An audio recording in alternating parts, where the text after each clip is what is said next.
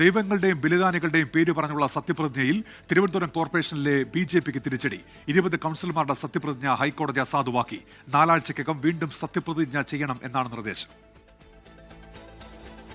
ഭാരതാംബയുടെ നാമത്തിൽ സത്യപ്രതിജ്ഞ ചെയ്യുന്നു. തിരുവനന്തപുരം കോർപ്പറേഷനിലെ CPIM കൗൺസിലർ SP ദീപക് നൽകിയ ഹർജിയിലാണ് BJP കൗൺസിലേഴ്സിന് തിരിച്ചടി.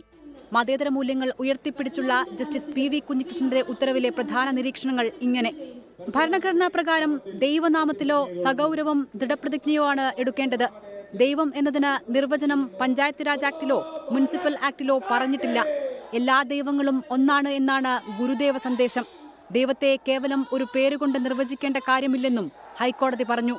മതേതര മൂല്യങ്ങൾ ഉയർത്തിക്കാട്ടി ഗാനരചയിതാവും കവിയുമായ MD രാജേന്ദ്രൻ എഴുതിയ കുറി വരച്ചാലും കുരിശു വരച്ചാലും കുമ്പിട്ടു നിസ്കരിച്ചാലും എന്ന് തുടങ്ങുന്ന വരികൾ ഉത്തരവിൽ പരാമർശിച്ചിട്ടുണ്ട്. പുതുതായി സത്യപ്രതിജ്ഞ ചെയ്യുന്നതുവരെ കോർപ്പറേഷൻ കൗൺസിലർമാർ എന്ന നിലയിലുള്ള പ്രവർത്തനങ്ങൾക്ക് അനുമതിയില്ല. കൗൺസിലർമാർ എന്ന നിലയിൽ ഇതുവരെ ചെയ്ത പ്രവർത്തനങ്ങൾക്ക് മുനിസിപ്പാലിറ്റി നിയമപ്രകാരം സംരക്ഷണമുണ്ടെന്നും കോടതി വ്യക്തമാക്കി.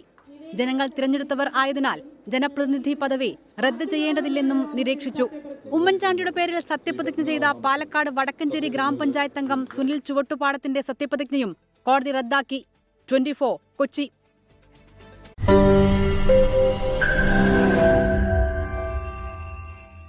ലോകത്തെവിടെയായാലും ഏത് സമയത്തും 24 വാർത്തകളും ഓഗ്മെന്റഡ് റിയാലിറ്റി പാക്കേജുകളും എക്സ്പ്ലെയിനറുകളും വിശദമായി കാണാൻ ഞങ്ങളുടെ YouTube ചാനൽ നിങ്ങൾക്ക് സബ്സ്ക്രൈബ് ചെയ്യാം.